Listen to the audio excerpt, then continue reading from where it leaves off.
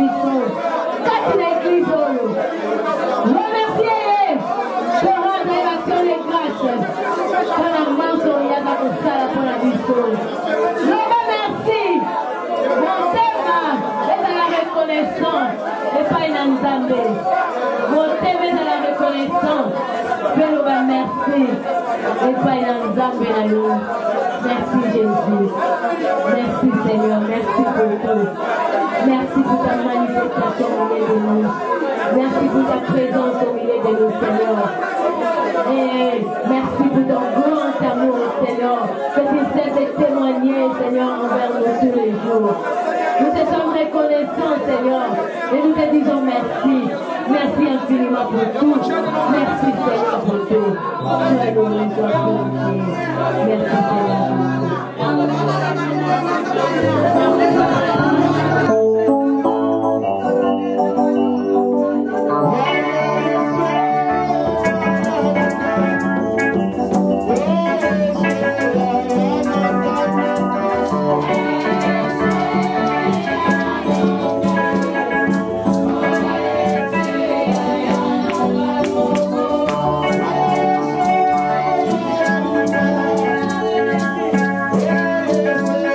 Yeah.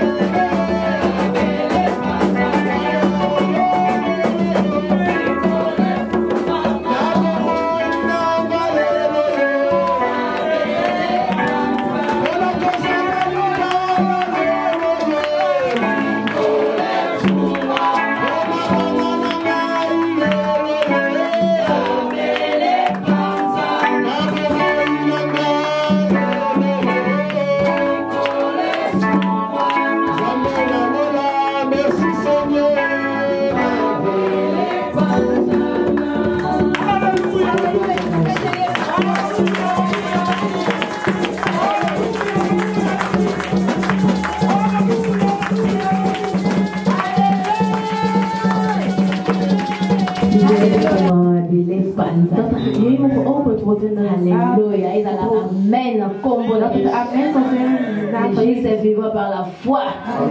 Jésus a dit, ne t'ai-je pas dit, si tu crois, tu verras la gloire de Dieu. Als je gelooft, zul je zien. Ne t'ai-je pas dit, si tu crois, tu verras la gloire de Dieu. Als je gelooft, zul je zien. Nous vivons par la foi. We leven in het geloof. We zullen zien. In de naam van Jezus Christus. Amen. Amen.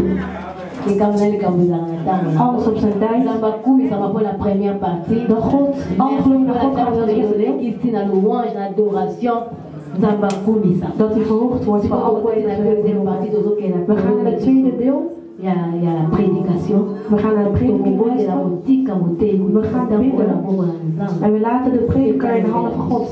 Nous avons besoin de sa parole. We hebben zijn woord Ne nodig. vivra pas que de pain. Het mens zal niet leven alleen van brood. Parole qui sort de la bouche de Dieu. Maar van alle woord dat er komt van het woord Vivons de la parole de Dieu. We leven van het woord van God. Notre esprit vit de la parole de Dieu. Onze geest die leeft van het woord van God. Nourrit de la parole de Dieu. Hij eet van het woord van Nous God. avons besoin de cette parole. We hebben dit woord nodig. Nous allons recommander ce moment important pour la semaine. Daarom zullen we deze tijd laten in de handen van God. Prions le Seigneur. Laten we bidden in de naam van Jezus. Seigneur, je te recommande ces moments, oh Dieu. Merci beaucoup pour ta présence au milieu de nous, Seigneur. Merci beaucoup pour ta fidélité, Jésus. Tu es là présent au milieu de nous. Ta parole dit là où deux ou trois ensemble en ton nom, tu es là. Merci parce que tu es là. Merci pour tes œuvres. Merci parce que tu as fait de grandes choses. Seigneur, si deux d'entre nous s'accordent pour demander quelque chose, tu donnes, tu nous réponds, tu nous exauces. Le Dieu qui écoute la prière, qui exauce par les prodiges. Veuille nous accorder la grâce de pouvoir écouter ta voix cet après-midi, Seigneur. Utilise ton serviteur, Seigneur, l'ancien de l'île, comme un simple instrument, oh Dieu, que tu vas utiliser pour transmettre ton message à ton peuple.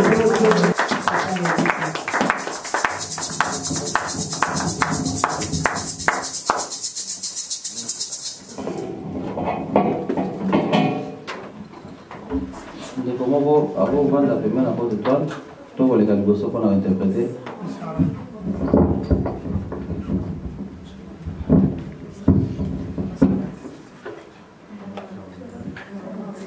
Amen. Comme là sur le coup, tu peux salir le sous son botte et le bas au message, non? Tu peux salir de quoi ça pour le pénétrer en botte et tout là santé.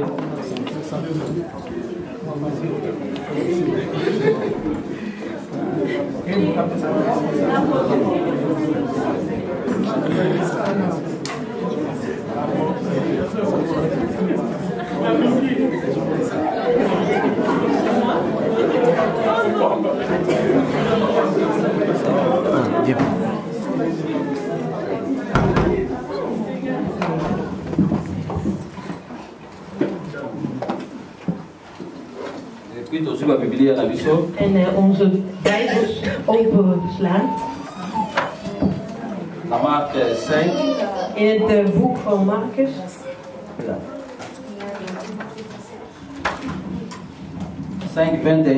Marcus 5. Van 21 tot en met 43.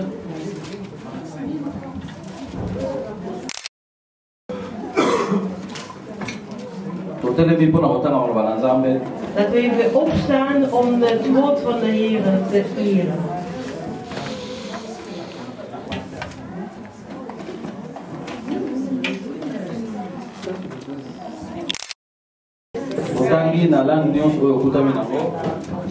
Marcus 5, 21 tot en met 43. Laten we met z'n allen lezen.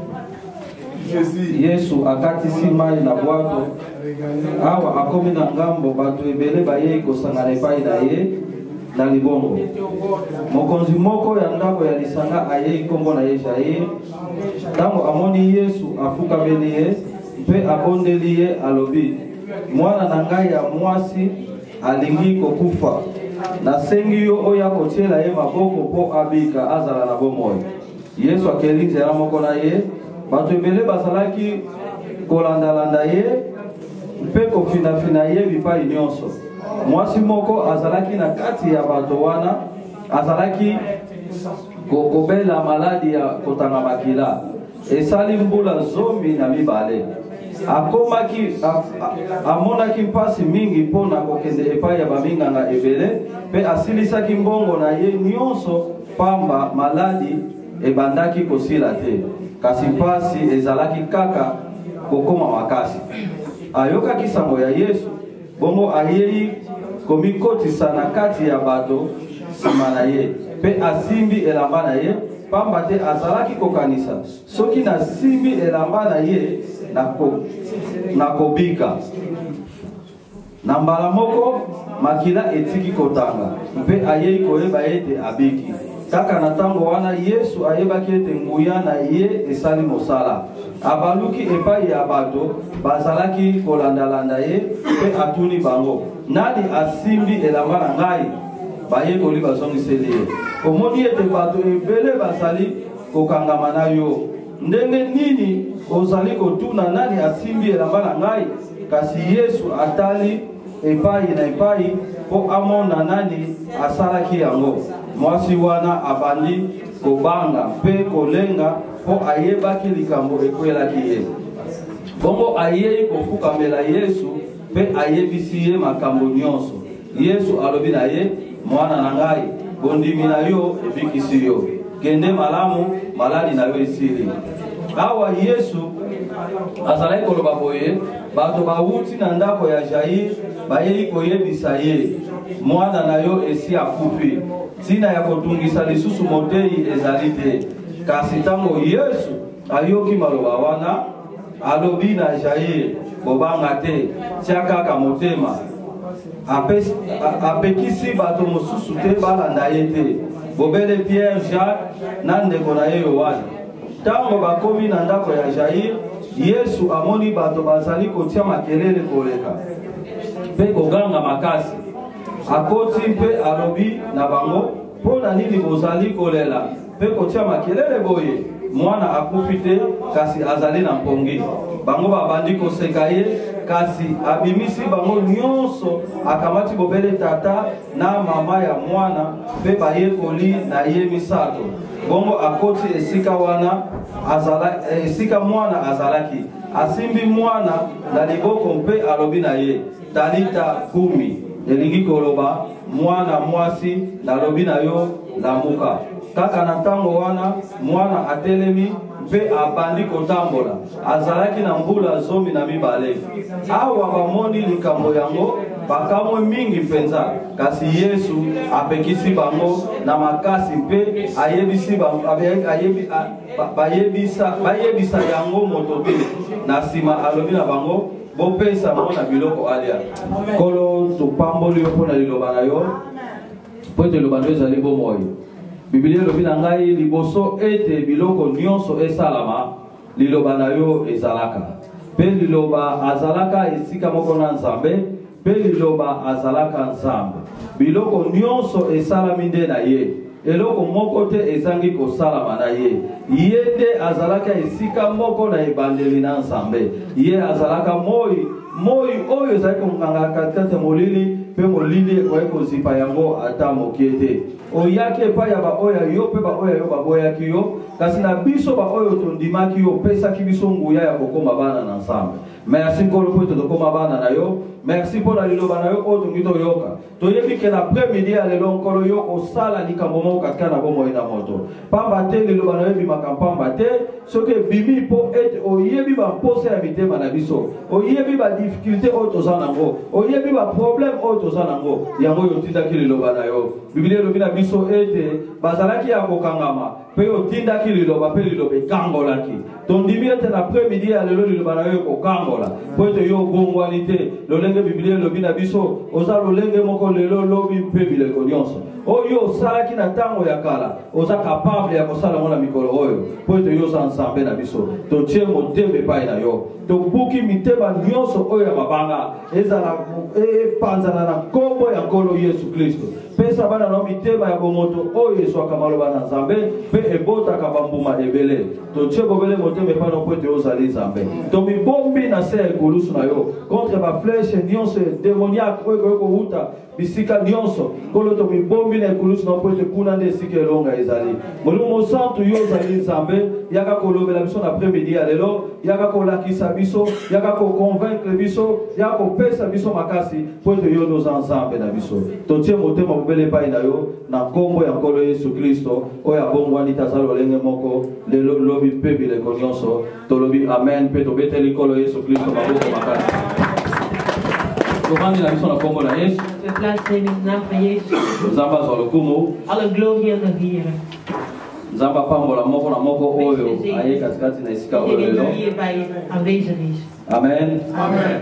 Nayebi ke soki nzamba be biso na esika okwaza na programme malamu mpona biso. Ik weet dat God het mogelijk heeft gemaakt omdat hij een mooie plan voor ons heeft. Amen. Amen. God zei, niemand kan naar hem toe komen zonder dat hij diegene geroepen heeft. Als het uit onze eigen kracht was geweest, dan zouden we het allemaal laten. Maar omdat God ons hier naartoe heeft getrokken, daarom gaan we nog steeds door. Amen. Amen. De weg is een beetje, ja, je kan daar glijden. Maar hij heeft ons de kracht om door te kunnen gaan. Amen. Amen. Het begin is mooi, maar het einde is nog belangrijker. Daarom geeft ons de kracht om te kunnen overwinnen. Want degenen die zullen volhouden, die zullen gered worden en naar Jeruzalem gaan. Amen. Amen. We hebben een hele mooie verhaal gelezen uit de Bijbel. Ik wilde dat we daar nog verder op zullen. Toen Jezus het meer ging oversteken,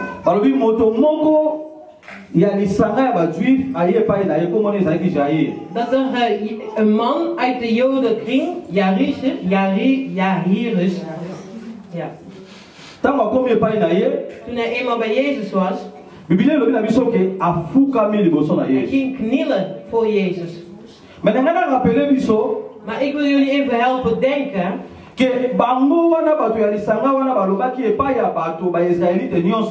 dat de mensen uit de Jodenkring hadden verklaard tegen de Israëlieten dat iedereen die Jezus zou volgen uit de synagoge zou weggestuurd worden. Ze wilden niet geloven dat Jezus God was. Ze willen ook niet naar zijn prediking luisteren of daarin geloven. Maar Jairus was één van die mensen. Zijn naam betekent het licht. Amen. Amen. Hij was een van die mensen, maar hij kwam knielen voor Jezus. Op een dag heb ik gepreekt en ik had gezegd dat God iets voor jou kan doen. Is het belangrijk om te herkennen als eerste dat hij God is. Jairus zat echt in een moeilijke situatie. Hij wist niet waar hij eigenlijk de oplossing vandaan zou kunnen halen. Hij moest er maar niet van denken of zijn kijk op Jezus veranderen.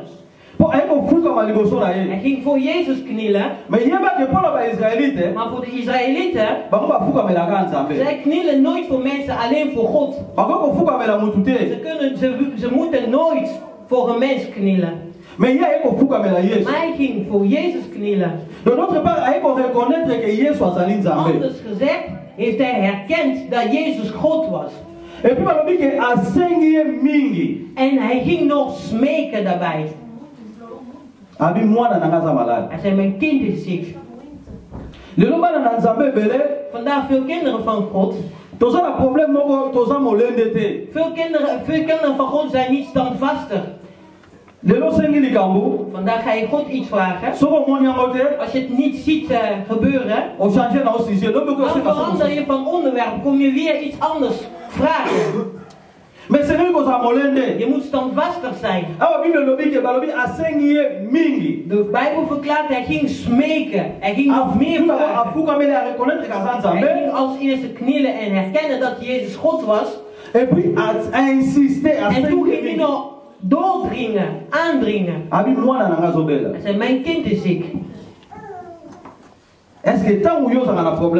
Wanneer jij in de problemen of in moeilijkheden zit, ben jij standvastig? Want veel kinderen van God zijn niet standvastig.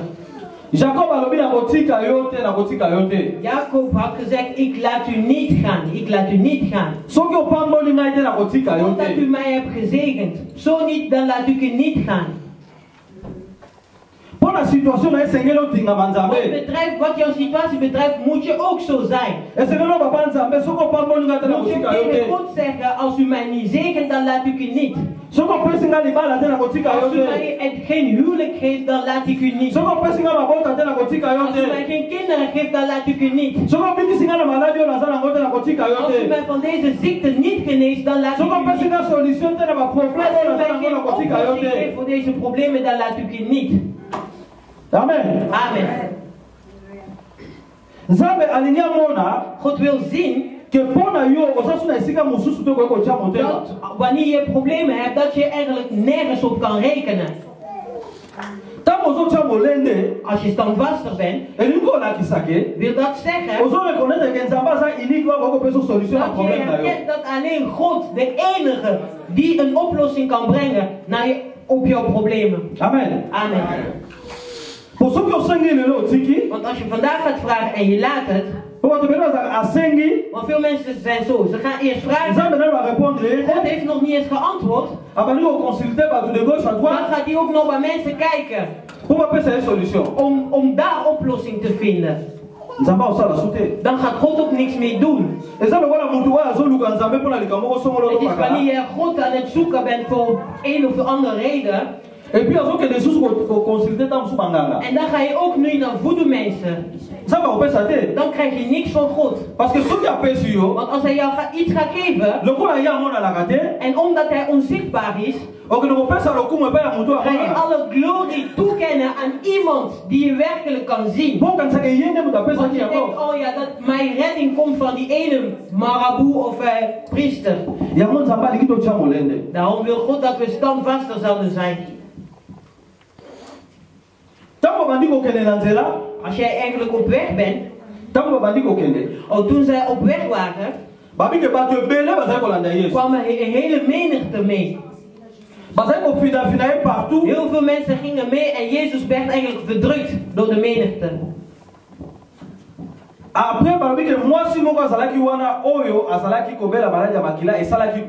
In de menigte was er een vrouw die eigenlijk bloedverlies had gedurende 12 jaar. Deze vrouw had alle geld opgemaakt door verschillende doktoren te consulteren. Ik zit even te denken aan de situatie van deze vrouw. Het was een hele moeilijke situatie. Ik weet dat deze vrouw belachelijk werd gemaakt door mensen. Ik weet dat mensen eigenlijk op haar neer gingen kijken. Dat ze slecht over haar gingen praten. Misschien wanneer ze voorbij ging, gingen mensen gewoon alleen maar met hun mond een beetje bewegen. Gewoon non-verbaal. Non-verbaal, zo van kijk daar heb je haar, maar ik ga het later vertellen. Een beetje roddelen over als van kijk, zij is het toch, degene die altijd bloed verdient. Zij is heel lang ziek. Niemand kon haar een oplossing brengen. Op een dag heeft zij gehoord over Jezus. Mensen die slecht over haar praten, Die hebben gezegd, waar zal ze nou de redding vinden? Deze is een erg ziekte die eigenlijk vanuit de duivel komt. Je gaat daar geen oplossing voor vinden of geen genezing voor vinden. Zeker heeft die vrouw gezondigd. Mensen gingen van alles en nog wat zeggen over deze vrouw. Dat denk ik. Want 12 jaar. 12 jaar zonder zij is overal geweest. Ik denk ook bij mezelf dat deze vrouw werkelijk wel geld had. Maar de Bijbel verklaart dat alle geld raakte op. Maar ze kregen, desondanks kregen ze geen oplossing. Amen. Ik wil jou zeggen, mijn broeder, de situatie waarin je je verkeert, de oplossing zul je nooit bij een mens vinden. De oplossing is alleen bij God. Amen. Amen. De oplossing voor jouw probleem bevindt zich bij God. De mens kan jou nooit de oplossing geven voor jouw problemen. De oplossing vanuit de mensen is tijdelijk. Maar die van God is voor eeuwig. Amen. Amen. Deze vrouw werd eigenlijk mensen met deze vrouw. Iedereen zei, het is klaar met jou. Het is gedaan met jou. Mensen gingen eigenlijk een punt achter haar leven zetten. Dat zij Jezus tegenkwam. De Bijbel verklaart dat Jezus daar een eind aan had gemaakt. En die had eigenlijk een komma in haar leven gemaakt. En hij zei, het is nog niet gedaan met jou. Wanneer de mensen nog slecht over deze vrouw aan het denken waren, Jezus had eigenlijk een uitroepteken in haar leven gezet. Toen mensen hadden gezien wat Jezus in haar leven had verricht, mensen gingen zich afvragen, is het werkelijk dezelfde vrouw?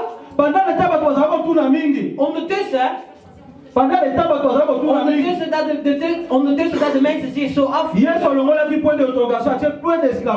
maakte van de vraagteken een uitroepteken. Amen. Amen. Ondertussen, in die tijd dat de mensen nog gingen af te vragen van, is hij dat wel of niet?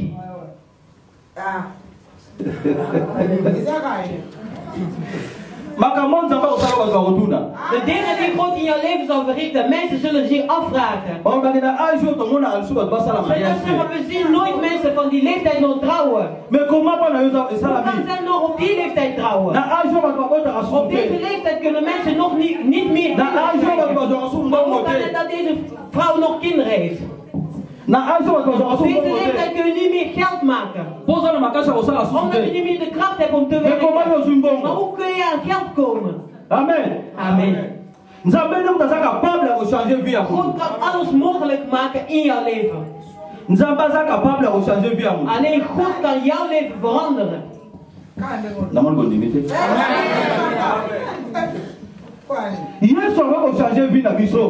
Jezus kan onze levens veranderen. Als we op hem onze hoop vestigen. De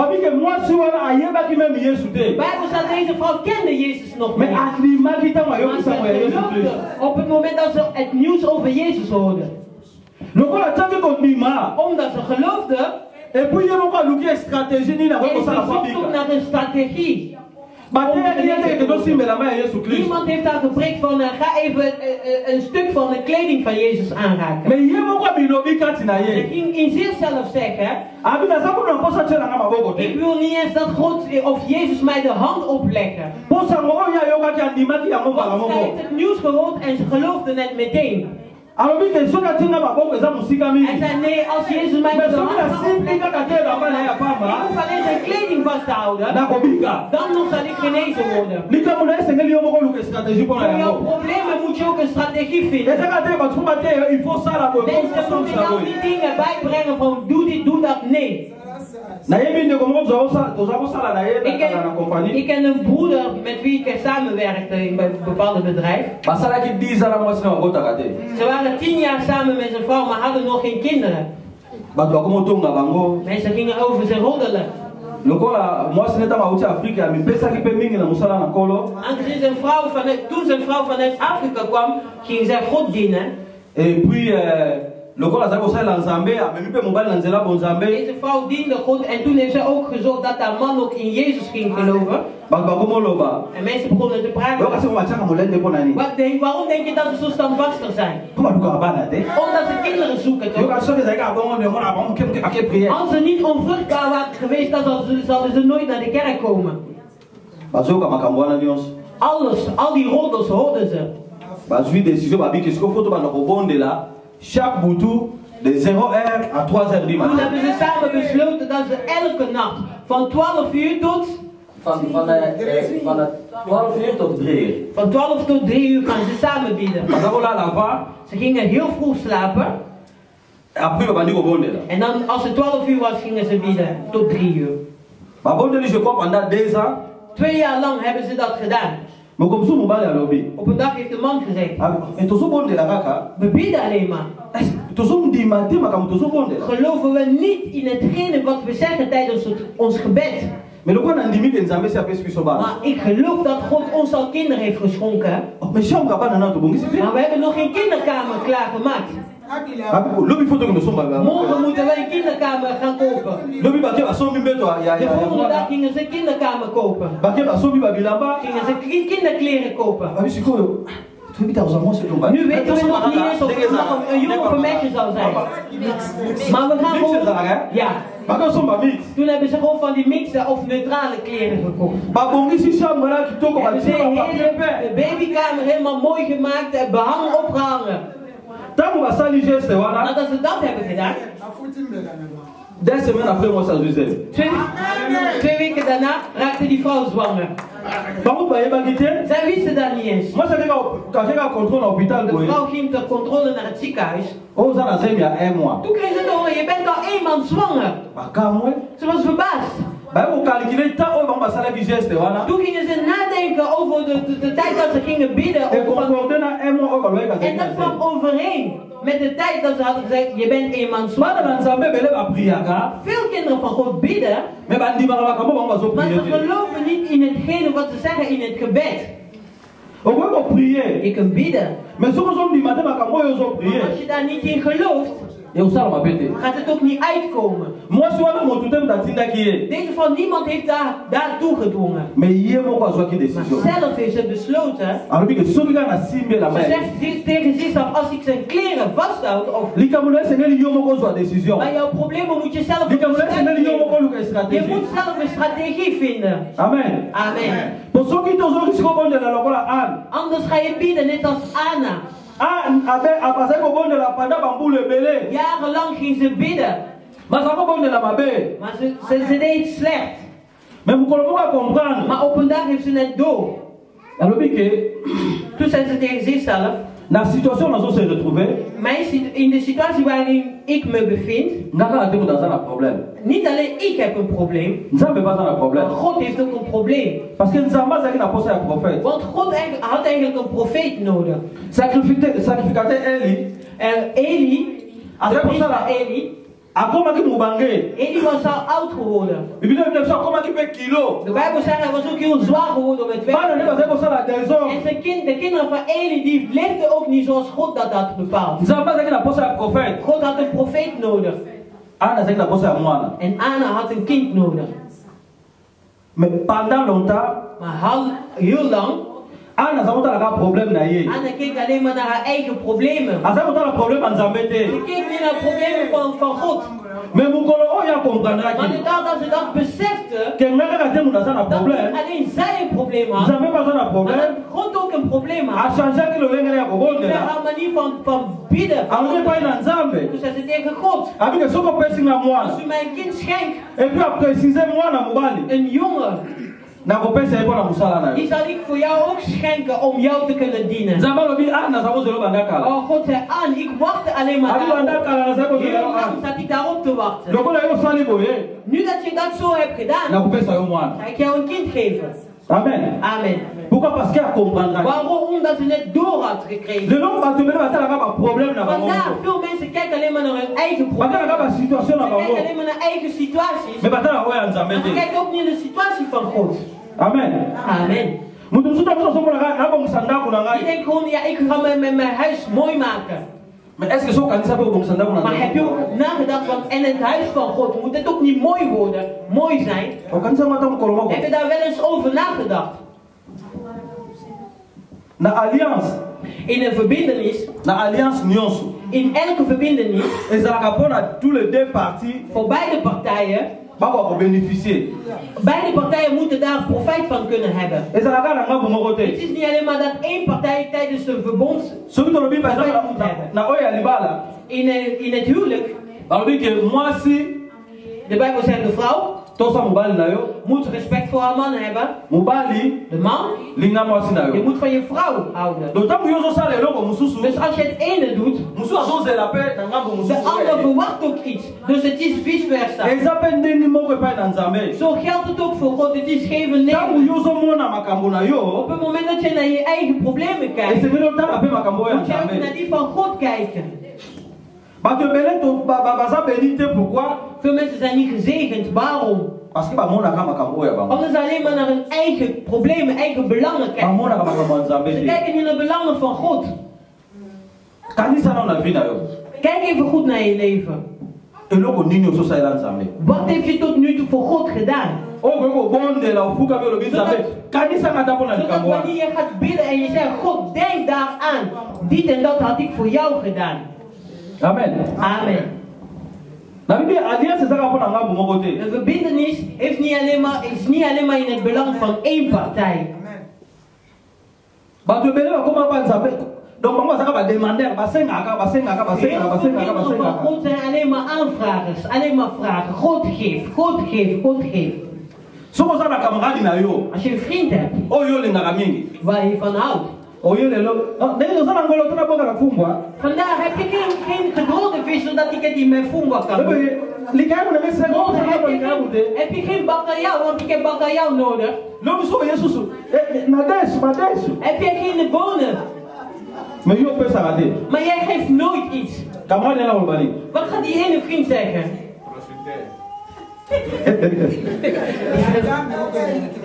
Amen. Amen. Dus een profiteur. Je bent een profiteur. Vriendschap is eigenlijk bedoeld om elkaar ook te kunnen helpen. Als jij vandaag geeft, op de andere dag krijg je het. Het is dus geven en nemen. Het is niet zo dat jij alleen maar moet ontvangen en nog eens ontvangen. Op welke manier ga jij ook iets geven?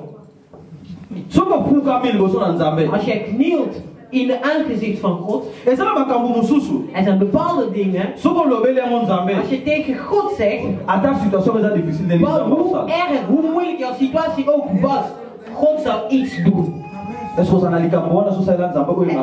Heb jij ooit iets gedaan wat eigenlijk bij God was bijgebleven? Zodat je hem daaraan kan helpen herinneren. Want als je ooit een daad hebt verricht die eigenlijk goed was en je komt een situatie tegen die heel moeilijk is, je gaat gewoon tegen God zeggen, God, denk daar eens aan. Dat is een verbintenis. De Bijbel verklaart op het moment dat God tot Mozes verscheen op het berg van Sinaï, God zei tegen Mozes,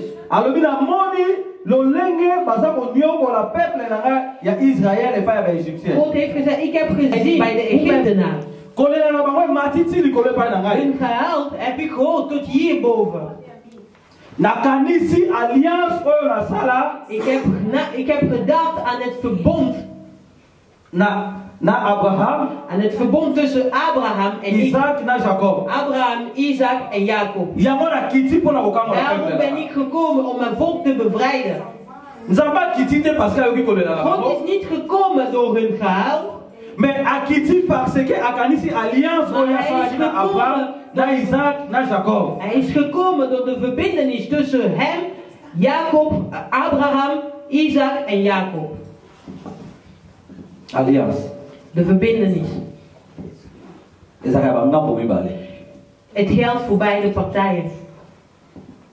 We gaan weer terug naar de tekst. Heel veel mensen raakten Jezus van links naar rechts weg. En toen was deze vrouw genezen. Maar de Bijbel verklaart. Terwijl dat Jezus met deze vrouw aan het praten was. Toen kwamen de mensen tegen Jairus zeggen. Ze zeggen, laat Jezus met rust. Jouw kind is al lang dood. Ik weet dat er mensen ook tegen jou zeggen. Laat het nog even zitten. Ga niet meer door. Het komt niet meer goed. Zoals jouw problemen nu eruit zien. En soms had ik gezien dat hun geval was nog te doen. Maar die van jou? Laat het zitten. Je bent toch niet de eerste die aan God aan het dienen is, of die aan het bidden is. Er zijn mensen die voor jou, die hebben gebeden en gebeden en gebeden, hebben zelf gekregen wat ze wilden. Maar God zegt tegen jou vanmiddag nog, wees standvastig. Wees standvastig. Geloof daarin, laat het niet varen. Ook al is de situatie zo slecht geworden. Ook al zeggen ze het gaat niet meer. Ook al zeggen ze het is moeilijk. Maar wees standvastig.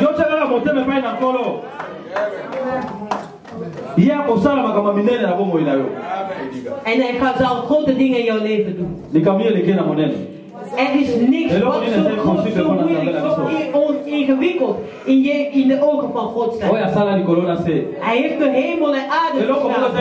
Er is niks onmogelijk in zijn ogen. Hij zei tegen hem, geloof alleen maar. Toen ze verder gingen, ze wilden eigenlijk het huis van Jairus. Toen hoorden ze mensen huilen. Niet hier in Europa, maar in Afrika. Je hebt echt van die mensen, als je naar ze kijkt, terwijl ze aan het huilen zijn, dan begin je zelf op te huilen. Dan is iets al lang gebeurd. Mensen hebben al gehuild en ze denken, oh, we hebben zoveel gehaald, we moeten even rusten. En deze mensen, als ze nog één familielid zien komen, en je gaat zien, dan beginnen ze weer opnieuw te huilen alsof ze niet moe waren. Gaan ze gewoon schreeuwen. Toen ze daar eenmaal waren, Jezus zei tegen ze, niet huilen. Want dit kind is niet gestorven, maar hij slaapt of zij slaapt. Mensen begonnen Jezus uit te lachen. Toen verzocht Jezus op dat alle mensen naar buiten gingen. Alleen Petrus, Jacobus en Johannes bleven over. En de ouders van het kind. Er zijn bepaalde situaties waarbij, ja, als je samen bidt is goed. Maar je moet ook weten met wie moet je samen bidden. Je kunt niet samen met iemand gaan bidden terwijl dat hij op een niveau is. Want op het moment dat jullie samen bidden en de ander gelooft niet, dat kan ook een blokkade voor een bepaalde blokkade zorgen. Jezus had dat door dat als die mensen daarbij blijven, dat kan een blokkade zijn. Daarom had Jezus iedereen naar buiten weggestuurd. De Bijbel verklaart, Jezus had de 3 apostelen gekozen, Jacobus en Petrus. Al die anderen bleven. Want Jezus kende eigenlijk het niveau qua geloof. Je moet niet zomaar mensen uitkiezen. Je moet ook niet zomaar je onderwerp tijdens een gebed geven. Bid voor mij. Voor deze situatie. Voor deze situatie. Je weet toch niet of diegene wel werkelijk goed gelooft? Ik zeg altijd. Je kunt veel vrienden hebben. Maar je moet ook daartussen selectioneren. Met haar praat ik alleen maar over fufu en bakayao. Met die andere praat ik alleen maar over geld. Met die ene vriend kan ik raad vragen over mijn huwelijk. Met die andere kan ik dit en dat nog doen. Want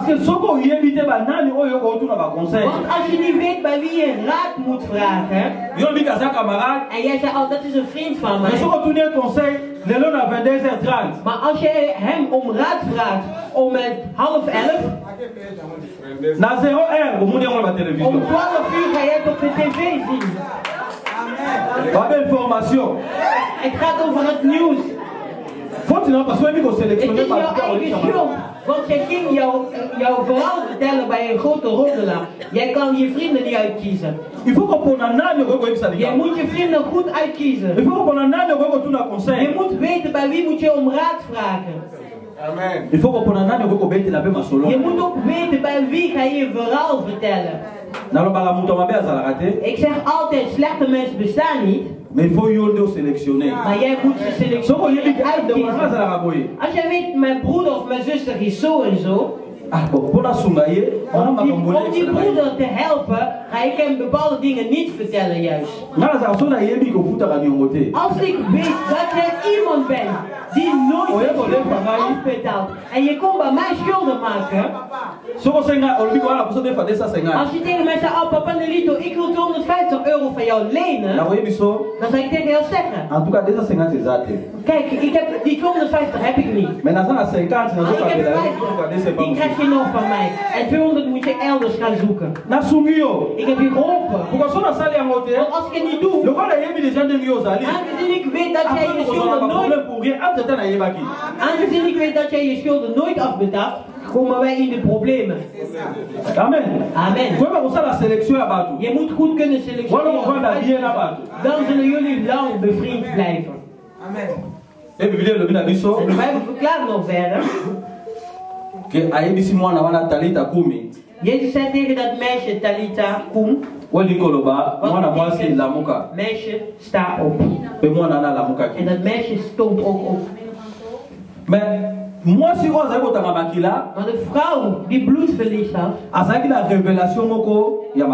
ze had een hele mooie of sterke openbaring of machtige openbaring. Ik weet niet dat misschien op het moment dat Jair dus voor Jezus ging knielen. Ik weet niet of die vrouw daarbij was. Want als je terugkijkt naar die dag. Jezus ging naar die ene plek om oplossing te brengen voor een probleem dat 12 jaar lang heeft geduurd. Deze vrouw had ook een probleem dat eigenlijk 12 jaar duurde.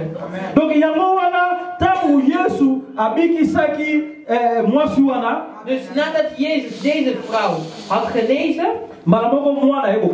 was ook een kind van 12 jaar meteen ook overleden. Het betekent dus, Jezus ging die kant op om oplossing te vinden, oplossing te geven aan problemen die 12 jaar. Door middel deze vrouw had eigenlijk door en toen had zij haar genezing gekregen. En dat kind van 12 jaar was ook dood. Zodat Jezus haar uit de dood zou laten opstaan. Gods dingen. Alleen mensen die doorzetten. Alleen doorzetten. In de tijd van Johannes de Doper. Le royaume de Dieu is forcé. Het koninkrijk van God is eigenlijk voor doorzetten. Alleen de doorzetters kunnen binnen. Alleen de doorzetters zullen binnen. Alleen de doorzetters zullen binnen. Zijn er doorzetters midden?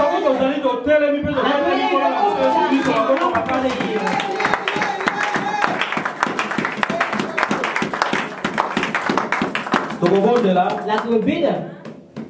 Je weet wat jou dwars zit.